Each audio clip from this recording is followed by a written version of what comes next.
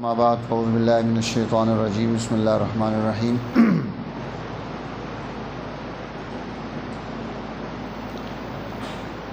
محترم سامعین کرام، ماشاءاللہ آپ کافی دیر سے گفتگو سماعت فرما رہے ہیں اور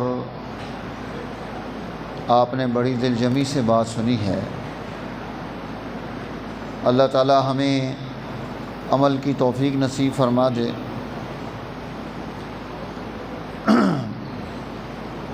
اللہ کی طرف سے یہ جو ہمیں نعمت میسر آئی ہے، اللہ تعالی ہمیں اس کی قدردانی نصیب فرما دے۔ حصہ بقدر جسہ ہے، جس کو جیسے جیسے موقع ملے وہ اپنا حصہ اپنے ان دینی کاموں میں لازمی ڈالتا رہے۔ اور بڑی ضرورت اس بات کی ہے کہ آج دین کا پورا تعارف کرانے والی قوتیں وہ عنقا ہیں، ختم ہو گئی ہیں، کم ہو گئی ہیں، اور دین کے نام پر فرقوں کا تعارف کرانے والی قوتیں زیادہ ہو گئی ہیں۔ تو جب آپ اس مسجد اور اس ادارے کے ساتھ اور مرکز کے ساتھ جڑیں گے تو یہاں سے آپ کو دین کا تعارف ملے گا۔ اس لیے جہاں بھی ہوں بھاگ کے آپ کو یہیں پہنچنا چاہیے، چاہے وہ درس قرآن کا حلقہ ہو، نماز کا حلقہ ہو، جمعے کا اہتمام پورے شوق اور ذوق کے ساتھ کر کے پہنچنا چاہیے، تاکہ ہماری سوچ اور ہماری تدبیر، ہماری عقل، اس میں کمال پیدا ہوتا رہے۔ تو یہ چیزیں ہمیں ہر جگہ میسر نہیں آئیں گی، بڑی خال جگہ ہوں گی جہاں پر دین کا اس اعتبار سے تعارف ملے گا۔ تو یہ اللہ کی طرف سے بڑی نعمت ہے۔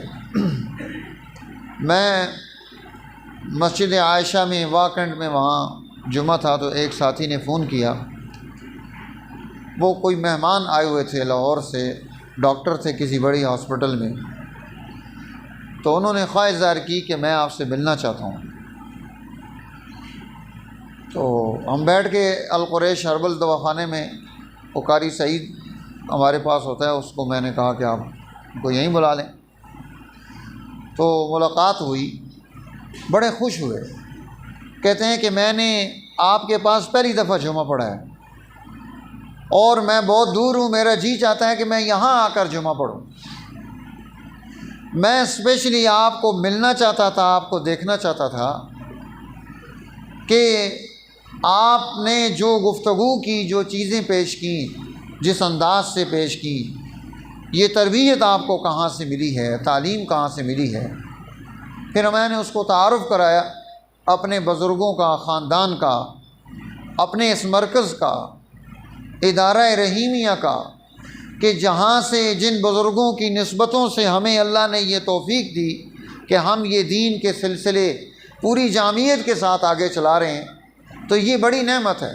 آپ خوش قسمت ہیں کہ اللہ نے آپ کو ایسے عظیم لوگ عطا کیے ہیں۔ ان کی قدر کرنا اور اس مجلس کو اختیار کرنا۔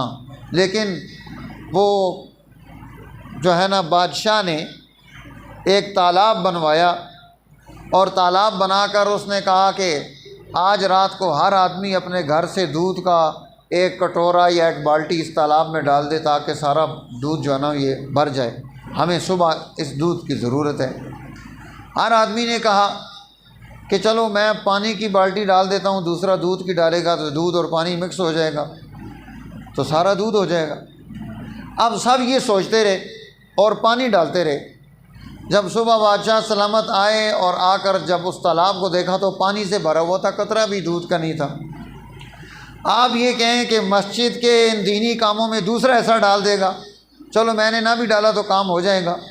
اب ان بیچاروں نے کافی دنوں سے یہ آپ کے باہر پوسٹر لگایا ہوا ہے کہ یہ سولر پینل لگانا ہے، باقی تعمیراتی کام چل رہے ہیں۔ اب ہر آدمی کہے کہ دوسرا دودھ ڈال دے گا، میں پانی ڈال دیتا ہوں، تو سارے پانی ڈالیں گے تو پھر سولر تو پانی سے نہیں چلتا نا، اس کے لیے کچھ نہ کچھ تو خرچہ بھی ہے۔ اس لیے حصہ بقدر جسہ ہے، جتنا اللہ نے آپ کو دیا ہے اس وقت میں آپ تعاون کریں، نہیں کہ دوسرا کر دے گا کام چل جائے گا۔ اور یقینی بات ہے کام چل جاتے ہیں، کیونکہ اللہ نہ میرا محتاج ہے نہ آپ کا محتاج ہے۔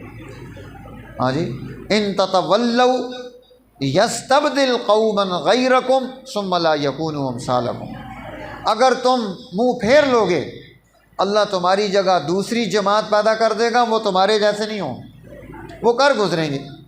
اس لیے آج عملی طور پر اس کی ضرورت ہے۔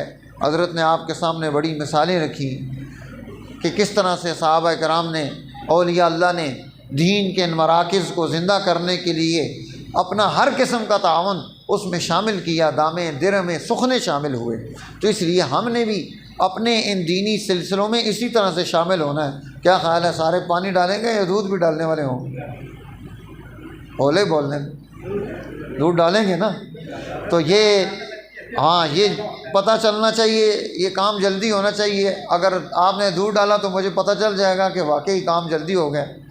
اگر کام لٹک گیا تو پھر سمجھ آ جائے گی کہ سب پانی کا ڈول ڈالتے رہیں۔ اس لیے آپ نے کوشش کرنی ہے، اور ضروری نہیں ہوتا کہ آپ لاکھوں روپے خرچ کریں، ہم نے تو شامل ہونا ہے، شامل ہونا ہے۔ جتنا اللہ نے توفیق دی ہے، 10 روپے کی دی ہے، 50 کی دی ہے، 100 کی دی ہے، بسم اللہ پڑھ کے داخل کر دیں اس کو۔ کیا پتہ ہے اللہ کے ہاں اس 10 کی کتنی قیمت بن جائے جو میں اللہ کی رضا کے لیے اخلاص کے ساتھ کر رہا ہوں۔ ایک آخری بات، پچھلی دفعہ میں نے آپ کو کہا تھا کہ ہم نے اور دنوں میں تو 100 دفعہ درود شریف پڑھنا چاہیے، لیکن درس حدیث والے دن ہم نے کثرت کے ساتھ درود شریف پڑھنا ہے۔ تو اب آپ یہ ارشاد فرمائیں کہ آپ میں سے کس کس آدمی نے کثرت سے درود شریف پڑھا ہے آج کے دن میں؟ ہاں جی، جس آدمی نے درود شریف کثرت سے پڑھا ہو 200 دفعہ، 300 دفعہ، 400 دفعہ، ماشاء اللہ ماشاء اللہ ماشاء اللہ۔ میں نے 3000 دفعہ پڑھا ہے اس دفعہ بھی۔ آپ بھی 3000 کے فگر کو پورا کریں، پھر میں 5 تک پہنچوں گا۔ کیا خیال ہے، کوشش کریں گے نا؟ درود شریف مختصر پڑھتے رہیں، دکان پہ بیٹھ کے صلی اللہ علیہ وسلم بھی پڑھتے رہیں تو ہو جائے گا۔ پورا دن ہوتا ہے، آپ نے اس کا اہتمام کرنا ہے کہ یہ بدھ درود شریف کا اللہ کے نبی کے جانا وہ پاک حجرے میں اور اس پاک جگہ پر ہمارا تعارف اس دن میں درود شریف کی کثرت کے ساتھ پہنچنا چاہیے۔ لاکھوں دفعہ درود شریف ہر آدمی کو پہنچ جائے وہاں، یہ پوری جماعت تہیہ کرے۔ ہم نے آج کے دن میں اس آخری بدھ کو کثرت کے ساتھ درود شریف پڑھ کے تحیہ پیش کرنا اللہ کے نبی کی بارگاہ میں، کہ یہاں سے حسن ابدال سے یہ تحیہ دودھ درود اور درس حدیث شریف اور اللہ کے نبی کی یہ چیزیں یہاں سے وہاں منتقل ہو رہی ہوں۔ کیا خیال ہونا چاہیے نہیں ہونا چاہیے؟ یہ بعض گش یہاں سے مدینہ تک ہم نے پہنچانی ہے، آپ نے تعاون کرنا ہے۔ ہر آدمی کوشش کرے کہ میں عام دنوں میں 100 دفعہ لازمی پڑھیں، لیکن اس دن میں آپ اس کو 100 سے آگے لے کر جائیں۔ کثرت جو ہے وہ 300 کم از کم ہونا چاہیے، اس سے زیادہ اللہ تعالیٰ مجھے اور آپ کو توفیق دے کہ ہم اس سلسلہ خیر کو آگے بڑھاتے رہیں، اور یہ دین کے جو سلسلے یہاں تعمیر کے چل رہے ہیں اس وقت میں بالخصوص ہم نے اس میں حصہ ڈالنا ہے۔ اللہ تعالیٰ مجھے بھی توفیق دے، آپ کو بھی توفیق نصیب فرمائے۔ وآخر دعوانا الحمدللہ رب العالمین۔